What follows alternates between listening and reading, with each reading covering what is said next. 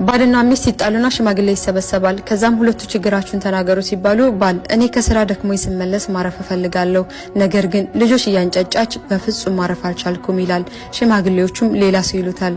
እኔ ከስራ ስመለስ ልጅ ያስተለኛለች፣ ወጥ ትሰራለች፣ የልጅ ወተት ታፈላለች፣ ምን አለ ሳልመጣ ጨርሳ ብትጠብቀኝ ተቀምጣ እየዋለች ይላል በንዴት። ሚስትም በሰዎች ፊት ከዚህ በኋላ በፍጹም አንረብሽውም ብላ ይቅርታ ስለጠየቀች ሽማግሌዎቹም ትተዋቸው ይሄዳሉ።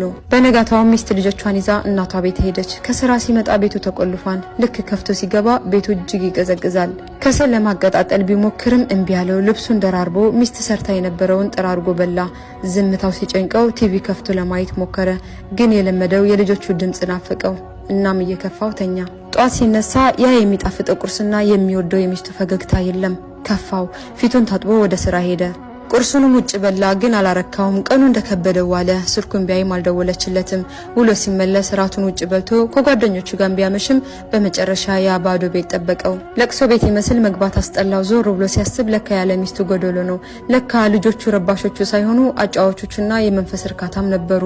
ከዛ በኋላ በእጅ ያዙት ወርቅ ሆናችሁብኝ፣ ጥቅማችሁን ስላልተረዳሁ በጣም በድያችኋለሁ፣ እባክሽ ይቅርበኝ ውዷ ሚስቴ ብሎ በሽማግሌዎች ታረቀና በሰላም ይኖሩ ጀመር።